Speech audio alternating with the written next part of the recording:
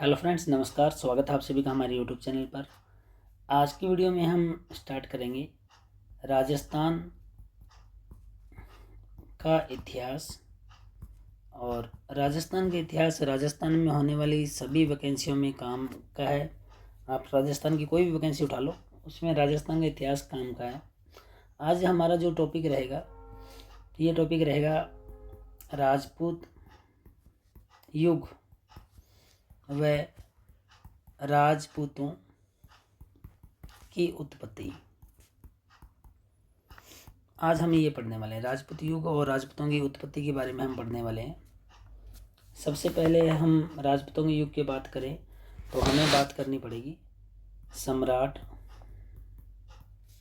हर्षवर्धन की।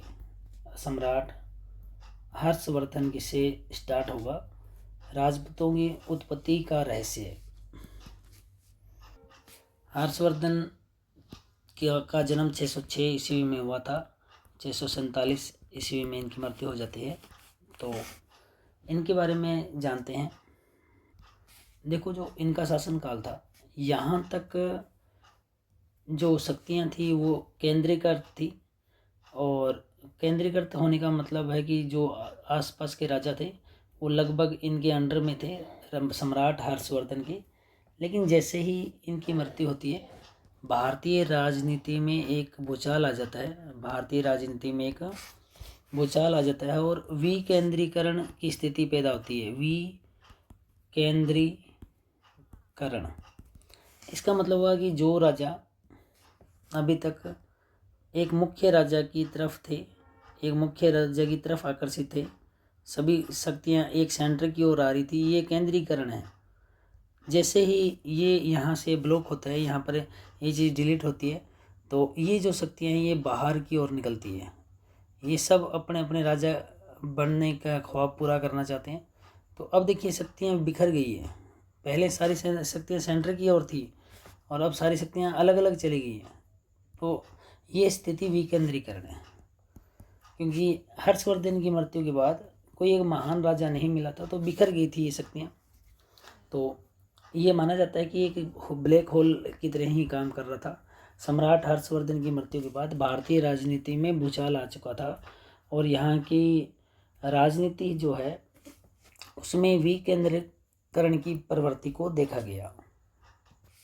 इसके साथ ही यहाँ की जो सामाजिक व्यवस्था है, सामाजिक व्यवस्था उसमें निरंतर परिवर्तन हुआ, क्योंकि तरीके बदल रहे थे। जो केंद्रीकृत भावना थी वो विकेंद्रीकरण में बदल रही थी। और जो वर्ण व्यवस्था है, वर्ण व्यवस्था, इसमें एक नए वर्ण का उदय हो चुका था और वह था राजा का बेटा राजपुत्र। किसका बेटा? राजा का बेटा राजपुत्र। और कहीं ना कहीं बाद में जो राजपूत शब्द है वह इसी का अपभ्रंश रहा। राजपूत यानी पुत्र से ये पूत शब्द बना है। तो राजपुत्र का मतलब हुआ, राजपूत का मतलब हुआ राजपुत्र यानी राजा का पुत्र। तो उस वक्त क्योंकि इतने सारे राजा हैं तो इनके सबके पुत्र थे। ये भी राजा है, ये भी राजा है, ये भी राजा। पहले एक शक्ति की तरफ थे सब, अब सब अलग अलग इंडिविजुअल राजा है। तो इनके पुत्र जो होंगे वो राजा के बेटे क्या कहलाएंगे? राजपूत। और राजपुत्र की कोई भी एक शब्द अपने बोल सकते हैं। और यही राजपुत्र जो शब्द है ना, समय बीतता गया ये वर्ण धीरे धीरे जो राजपूत था या राजपुत्र था यही क्षत्रिय में कन्वर्ट हो गया।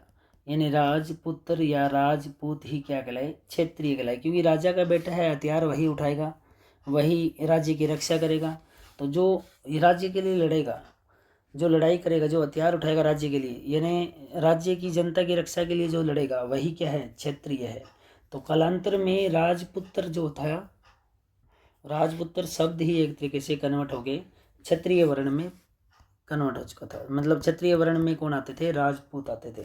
तो क्षत्रिय वर्ण, क्षत्रिय का मतलब है जो अपने राज्य की रक्षा के लिए हथियार उठाए, जो दुश्मनों से अपने राज्य को बचाए, वही क्षत्रिय है, वही राजा का पुत्र है, वही राजपूत है। किंतु फिर भी अलग अलग विद्वानों में एक राय आज भी नहीं है। कुछ लोग इस स्टेटमेंट को सही मानते हैं, कुछ लोग इस स्टेटमेंट को सही नहीं मानते हैं। राजपूतों की उत्पत्ति को लेकर एक मत नहीं है। अब देखिए ये कौन सी शताब्दी थी, ये थी 7वीं शताब्दी।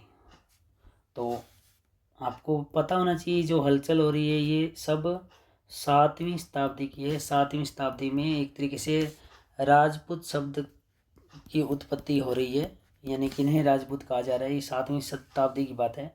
क्योंकि 7वीं शताब्दी के आधे भाग में तो हर्षवर्धन का राज्य था, मतलब हर्षवर्धन का राज था, और हर्ष के बाद में ही ये ब्लैक होल आता है।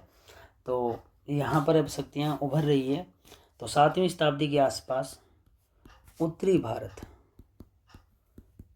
भारत में छोटे छोटे क्षत्रिय राजाओं का क्या हुआ, निर्माण हुआ। ये मैंने आपको बता ही दिया कि पहले जो सब राजा एक ही तरफ थे वो सब अपने अपने राज्य बना रहे हैं छोटे छोटे।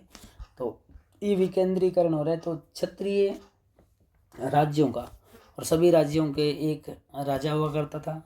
फिर उन राजाओं का जो बेटा होगा वही राजपूत है, राजा का बेटा राजपुत्र, तो वह क्षत्रिय हैं।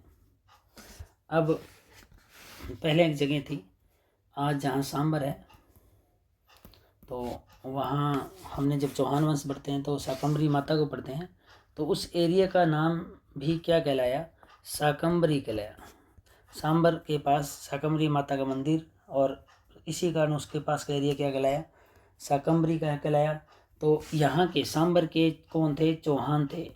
तो बुक्स में चौहान की जगह चाहमान वंश लिखा हुआ है, चाहमान वंश, तो ये चौहान वंश ही है। तो ये भी क्षत्रिय हैं, मतलब सांबर के आसपास कौन हुए, क्योंकि वासुदेव ने सांबर चौहान वंश की नींव रखी। तो ये तो एरिया हो गया सांबर के आसपास का शाकंभरी का। इसी तरह एक जगह है बुंदेलखंड, और यहाँ पर उदय हुआ, देखो चौहानों का उदय कहाँ हुआ, सांबर के आसपास।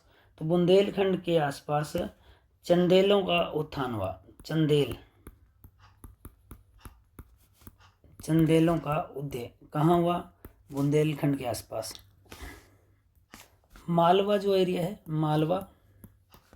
मालवा एरिया में पहले थे प्रतिहार, और प्रतिहारों को की शक्ति को क्या किया, नष्ट करके कौन आगे, प्रतिहारों की शक्ति को नष्ट करके आगे थे परमार।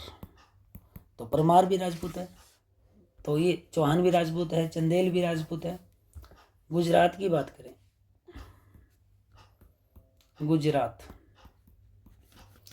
गुजरात के में अपने बात करें, गुजरात में थे चालुक्य, ये भी राजपूत है, राजपुत्र। और बंगाल में बात करें, बंगाल में जैसे ही वहाँ के शासक भास्कर वर्मन की मृत्यु होती है, तो वहाँ पर भी एक तरीके से एक नया वंश उभरा, और मतलब वहाँ की स्थिति खराब होने के बाद, अराजकता होने के बाद वहाँ एक नया वंश आ रहा है, और उस वंश का नाम है पाल वंश। तो बंगाल में पाल जो थे वह राजपुत्र कहलाए। और इन सारों में एक तरीके से कह सकते हो कि जब पुराने टाइम में ये सारे राजा, मान लो कि सेंटर में एक मेन राजा था जैसे हर्षवर्धन, तो ये सारे राजा इनको सपोर्ट करते थे। ये भावना थी केंद्रीयकरण की। कैसी भावना थी, केंद्रीयकरण की। और जैसे ही हर्षवर्धन की मृत्यु होती है, तो ये जो थे वो अपने आप में दूसरे साइड चले जाते हैं, यहाँ से रिटर्न हुए, मतलब केंद्रीय भावना को छोड़कर सबने अपने अपने राज्य स्थापित कर लिए। यानी जो चौहान थे वो सांबर की ओर मूव करके वहाँ पर सांबर के चौहान कहलाए। चंदेल बुंदेलखंड में अपना राज्य बना लिया। प्रतिहार और परमारों ने मालवा में अपना राज्य बना लिया। चालुक्यों ने गुजरात में अपना राज्य बना लिया। पाल वंश कहाँ का है, बंगाल में अपना राज्य बना लिया। तो ये सब छोटे छोटे क्षत्रिय राज्य क्या हुए हैं, उभर के आए हैं। इसी परिस्थिति को बोला गया विकेंद्रीकरण की स्थिति। और ये 7वीं शताब्दी के उत्तरार्ध मतलब आधी शताब्दी तक तो ऐसा कुछ नहीं हुआ, क्योंकि वहाँ के राजा हर्षवर्धन थे, पर आधी शताब्दी में ये सब चेंज हुआ। तो इसी टाइम जो एक नई वर्ण व्यवस्था शुरू हुई, एक नया वर्ण उभर के सामने आया, तो वही राजपूत है, राजपुत्र, राजा का पुत्र। कुछ लोग इस स्टेटमेंट के पक्ष में हैं और कुछ लोग इसके स्टेटमेंट के पक्ष में नहीं हैं, लेकिन हम जो पढ़ेंगे, क्योंकि हमें जो लिखना है हमारे पेपर में आएगा, तो इन्हीं में से कुछ आने वाला है। चलिए, तो एक तरीके का हम पढ़ेंगे राजपूतों का इतिहास, या ये कह सकते हैं कि राजपूत वंश टॉपिक का नाम है। राजपूत युग बोल दो, राजपूत वंश बोल दो, ठीक है, ये इतिहास है। और ये जो कहलाएगा, देखिए अभी तक मध्यकाल नहीं है, मध्यकाल, ये मध्यकालीन इतिहास जब पढ़ते हैं, और मध्यकालीन इतिहास में हम सल्तनत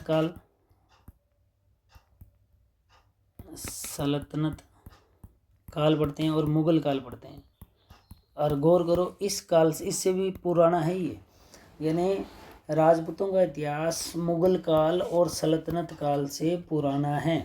तो इंडिया का जो भारत, मध्यकालीन भारत पढ़ते हैं ना, मध्यकालीन भारत, तो इससे पहले हम क्या पढ़ेंगे, मध्यकालीन भारत बाद में आएगा, और उसके पहले देखो प्राचीन भारत चला गया। अब देखना, ये और चीज़ ध्यान रखनी पड़ेगी, प्राचीन भारत के बाद और मध्यकालीन भारत के इतिहास के पहले जो बीच में 600 साल है ना, ये 600-700 साल हैं, ये किसके हैं, राजपूतों के हैं। तो मतलब भारतीय इतिहास को हमेशा थोड़ा सा इस तरह से पढ़ा गया है, प्राचीन भारत, मध्यकालीन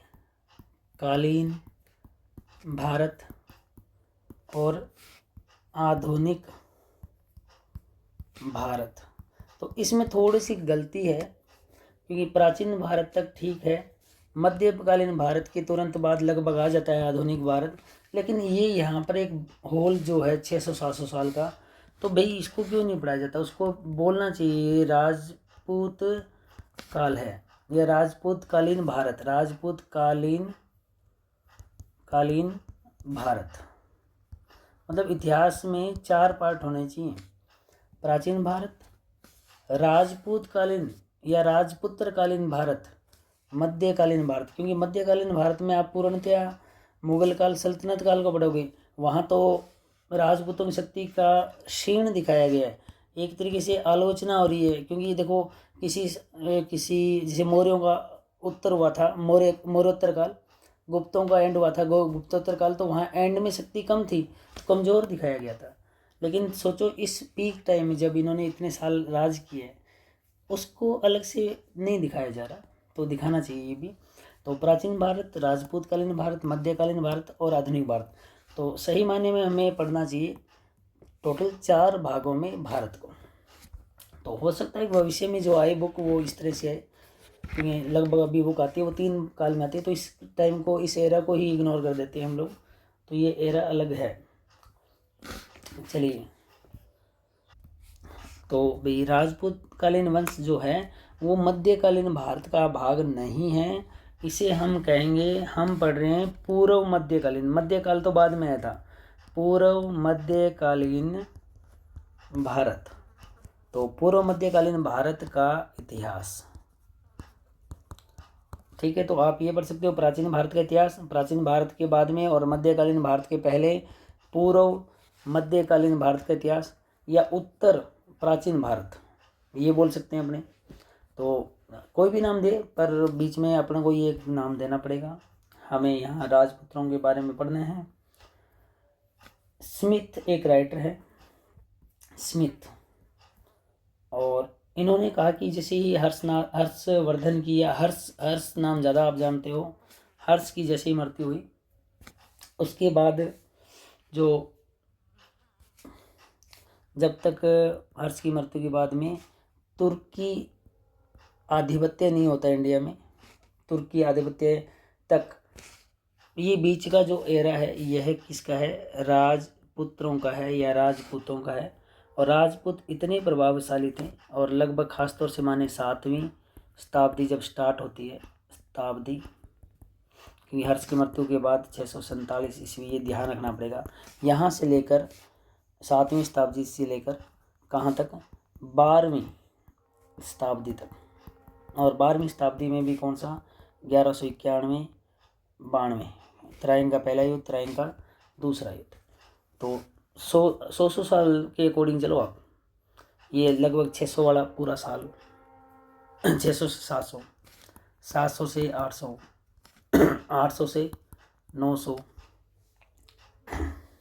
900 से 1000, 1000 से 1100 और 1100 से 1200, 1 2 3 4 5 6, ये 600 साल।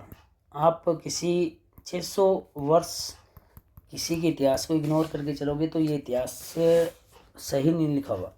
600 साल इस होल में आप दीजिए, यानी 600 साल का इतिहास हम पढ़ रहे हैं। अगर हम किताबों को 3 भागों में बांटे, प्राचीन, मध्यकालीन और आधुनिक, तो आपने ये 600 साल इतिहास के गायब कर दिए। आप इसको 1-2 पेज में एडजस्ट करोगे, कभी इधर करोगे कभी इधर करोगे, तो बिल्कुल गलत है। 600 साल को आप एडजस्ट कर रहे हो, बहुत बड़ी बात, बहुत ही गलत बात। चलिए आगे। तो नेक्स्ट टाइम जब भी इतिहास लिखें 4 पार्ट करें राजस्थान का, ये अपने इंडिया के इतिहास का। अब बात करें अपने, तो कुल मिला के 647 ईस्वी से लेकर 1191-92 ईस्वी तक का इतिहास, इसी को मैं बोलूँगा राजपूत युग। राजपूत युग, राजपूत का शासनकाल। तो ये हो गया 7वीं शताब्दी से लेकर 12वीं शताब्दी तक ये जो राज रहा, राजपूत युग रहा। राजपूत, और ये पूरे भारत की बात है, ये भारत के इतिहास में। और जब भारत के इतिहास में ऐसा होगा तो राजस्थान के इतिहास में ऑटोमेटिक होना है। तो भारत के इतिहास को 4 भागों में हमने बांट दिया है। पहला प्राचीन भारत, दूसरा उत्तर प्राचीन बोल दो या पूर्व मध्यकालीन, तीसरा मध्यकालीन और चौथा आधुनिक भारत। अब हम जानते हैं हैंसोंग। देखो महान जो पुराने राइटर हैं उन्होंने कितना अच्छे से सबने वर्णन किया है। आधुनिक राइटर ने इग्नोर किया थोड़ा सा। हैंसोंग जब भारत की यात्रा पर था, हैंसोंग ने अपनी जो बुक है ना, बुक का नाम है CUK, उस बुक में 7 ये अपने क्षेत्रीय जो शब्द हैं, मतलब हैंसोंग ने अपनी यात्रा में किनको देखा, सीधी सी बात है राजपूतों को देखा। और हैंसोंग ने अपनी बुक में राजाओं को कहीं तो क्या लिखा, क्षत्रिय, कहीं क्या लिखा, राजपूत। तो हमें भी पता है जो राजपूत थे वही तो कौन थे, क्षत्रिय थे, तो सही लिखा है। तो हैंसोंग ने भी अपने बुक में लिखा है। और मैंने आपको बताया था कि जो राजपूत है या रजपूत बोल दो, राजा का पुत्र, ये संस्कृत का जो शब्द है ना, राजपुत्र, राजपुत्र, ये संस्कृत का शब्द है, संस्कृत का, इसी का विकृत रूप है, इसी का अपभ्रंश रूप है। राजपुत्र धीरे धीरे राजपूत हो गया, राजपुत्र बोलते बोलते राजपुत्र बोलने लगे, तो राजपुत्र बोलते बोलते राजपूत बोलने लगे। तो राजा का बेटा है कुल मिला के। और इतने सारे राजा अचानक से हुए थे क्योंकि हर्ष की मृत्यु हुई थी यहाँ, उसके बाद सब अलग अलग राज्य बना लिए, सब राजा हुए और सबके जो बेटे थे वो राजपूत थे। और सब अपने एरिया की क्या कर रहे थे, रक्षा कर रहे थे। जैसे यहाँ का राज्य अपने अपने राज्य को बचा रहे थे, हथियार उठाना जरूरी था, और जिसने हथियार उठाया अपने राज्य की रक्षा की, अपनी जनता की रक्षा की, वही तो क्या कहलाया, क्षत्रिय कहलाया। तो समझ रहे हो आप कैसे राजपूतों का उदय हो रहा है, कैसे उन्हीं को ही क्षत्रिय कहा जा रहा है, राजपूत, राजपुत्र। चलिए हाँ भाई, अगर आप वेद पढ़ते हो या आप उपनिषद पढ़ते हो, पुराने टाइम की बात कर रहा हूँ, प्राचीन भारत की, यहाँ एक शब्द मिला है राजन्य। तो ये राजन्य शब्द का प्रयोग राजपूतों के लिए है। और जब 1191-92 आपको पता है त्राइन का पहला युद्ध, द्वितीय युद्ध, पृथ्वीराज चौहान की हत्या, पृथ्वीराज चौहान तृतीय की हार होगी, उस वक्त उनके साथ थे चंद्रवरदाई। तो चंद्रवरदाई ने भी बुक लिखी है, पूरा तो इसके बेटे ने किया था, पृथ्वीराज रासो। आपको पता है इस बुक का, पृथ्वीराज रासो। और इस बुक में स्पष्ट लिखा हुआ है कि राजपूत जो हैं वो क्षत्रिय हैं, राजपूत क्षत्रिय हैं, लेकिन ये जो शब्द है वो किसी जाति विशेष का नहीं है, ये ध्यान रखिएगा। ये चंद्रवरदाई ने लिखा है कि राजपूत कोई एक जाति नहीं है। राजपूत उन सभी लोगों को कहा जाएगा जिन्होंने अपनी प्रजा के लिए हथियार उठाया, जो योद्धा थे, जो क्षत्रिय थे, वो क्षत्रिय राजकुमार, क्योंकि राजकुमार जितने भी राजा व राजा के बेटे क्षत्रिय राजकुमार। तो सिर्फ एक एरिया के लिए नहीं बोला उन्होंने राजकुमार, जितने भी क्षत्रिय राजकुमार हुए, राजा के बेटे हुए, वही तो योद्धा थे। और उन्हीं राजा के बेटों को, उन्हीं योद्धाओं को क्या बोला? राजपूत बोला। उन्होंने किसी एक समाज, एक जाति को हाईलाइट नहीं किया कि सिर्फ यही जाति राजपूत है। वह सभी राज्य, जितने भी राज्य बने, उनके सभी के राजकुमार, जो योद्धा हैं, जो युद्ध लड़ रहे हैं अपने जनता के लिए, वह सभी के सभी क्या है? राजपुत्र हैं। वह सभी के सभी क्या है? राजपूत। तो राजपूत एक जाति विशेष में बंधा हुआ शब्द नहीं है, बहुत बड़ा शब्द है, बहुत बड़ा मैसेज निकलता है। पता नहीं 600 साल में कितने ही राज्य हुए, और इन राज्यों को बचाने के लिए यहाँ के जो राजाओं के बेटे थे और आगे चल के योद्धा बने, राजा के बेटा राजपुत्र, और वही क्या कहलाया? राजपूत कहलाया या क्षत्रिय कहलाया। तो क्षत्रिय राजकुमारों के लिए है, इसलिए ऐसा लिखा हुआ है स्पष्ट रूप से, चंद्रवरदाई ने लिखा है पृथ्वीराज रासो में। तो चलिए एक बार फिर पढ़ते हैं। हम लोगों ने शुरू किया है हमारा जो टॉपिक राजस्थान का इतिहास, और राजस्थान के इतिहास में हम लोग पढ़ रहे हैं राजपूत युग के बारे में, राजपूतों की उत्पत्ति के बारे में पढ़ रहे हैं, कैसे उत्पत्ति हुई। तो सम्राट हर्षवर्धन या हर्ष की मृत्यु हुई 647 में। भारतीय राजनीति में एक तरीके से भूचाल आ चुका था, क्योंकि मेन सेंटर का बंदा ही जब मृत्यु को प्राप्त हो गया तो यहाँ तो ब्लैक होल बनना ही था। जो राजा अभी तक सारे इसके प्रति समर्पित थे वो सब अपने अपने राज्य बना रहे हैं अलग अलग। ये जो टाइम था 600 साल का, 1200 ईस्वी तक, इसमें समाज की व्यवस्था बदली, वर्ण व्यवस्था बदली। वर्ण व्यवस्था में एक नया वर्ण आया, राजपूत। राजपूत मतलब राजा का बेटा, और यही राजपुत्र क्षत्रिय कहलाया, क्योंकि क्षत्रिय वह होता है जिसने अपने प्रजा की रक्षा की, हथियार उठाकर जो लड़ा अपने एरिया के लिए, जो अपने क्षेत्र के लिए, अपने राज्य के लिए जो लड़ाई करता है, वही क्षत्रिय है। ये टाइम था 7वीं शताब्दी का, उत्तरार्ध का। उत्तरी भारत में अब बहुत सारे राज्य बन चुके थे, और जैसे सांबर में चौहान वंश बन चुका था, शाकंभरी के चौहान, शाकंभरी माता चौहानों की कुलदेवी है। बुंदेलखंड में चंदेलों का शासक हो चुका था। मालवा में प्रतिहार थे, उनकी जगह परमार आ चुके थे। गुजरात में चालुक्य, और बंगाल में पाल वंश भास्कर वर्मन की मृत्यु के बाद आ चुके। तो ये सभी जो वंश हैं ये सब राजपुत्र वंश है, राजपूत वंश है। और मैंने आपको बताया कि भारत के इतिहास को 4 भागों में बांट देना चाहिए। प्राचीन भारत और मध्यकालीन भारत के बीच में बिल्कुल सेट बैठता है। इसको 2 के ही नाम दे सकते हो आप, उत्तर प्राचीन भारत दे सकते हो, पूर्व मध्यकालीन भारत दे सकते हो, या राजपूत युग दे सकते हो, राजपूत काल दे सकते हो, राजपूतों का इतिहास दे सकते हो। और प्राचीन भारत ये तो बता ही दिया मैंने आपको। हर्ष स्मिथ ने कहा है, और आपको हम भी बता देते हैं कि हर्ष की मृत्यु से लेकर जब तक सल्तनत काल नहीं आता, ये सारा टाइम भारत में राजपूतों का था। 647 ईस्वी से लेकर जब हर्ष की मृत्यु होती है, उसके बाद से 1191-92 में उत्तरायण का पहला और दूसरा युद्ध नहीं हो जाता। इसके बीच का जो समय है 7वीं शताब्दी से लेकर 12वीं शताब्दी तक, चाहे आप 500 साल बोलो या 600 साल बोलो, तो ये 500-600 साल का जो टाइम था ना, ये सब राजपूतों का था। तो राजपूत युग यही था। और हैंसोंग ने भी अपनी बुक में इनका जिक्र किया है कि राजपूत और क्षत्रिय बोला है इन राजाओं को। तो राजा का बेटा जो है वो राजपुत्र, संस्कृत में राजपुत्र है, और बाद में इसको राजपूत कहा जाने लगा। वेद उपनिषद जो है वो राजन्य कहते थे, लेकिन वेदों ने इनको नहीं देखा। ये वेद तो पुराने टाइम के, प्राचीन टाइम के हैं। राजन्य पुराने टाइम में भी राजा होते थे, उनको राजन्य कहते था। पृथ्वीराज चौहान 1191-92 में जब राजपूत युग एंड होता है, ये 1191-92 में होता है, 1191-92 में राजपूत युग एंड होता है। तो उसके राजा थे पृथ्वीराज चौहान तृतीय। उनकी बुक है पृथ्वीराज रासो। उनके साथ में थे उनके विद्वान दरबारी कवि चंद्रवरदाई, उन्होंने लिखी है, पूरी उनके बेटे ने की है। और उन्होंने कहा कि राजपूत कोई जाति विशेष नहीं है और पूरे योद्धा या क्षेत्रीय राजकुमार, क्योंकि इतने सारे राज्य हैं और इन सभी राज्यों को रक्षा इनके बच्चों ने की है। इनके बच्चे जो थे वही राजकुमार थे, राजा के मतलब राजकुमार बोल दो या राजपुत्र थे, वही योद्धा थे जो अपने राज्यों के लिए लड़े।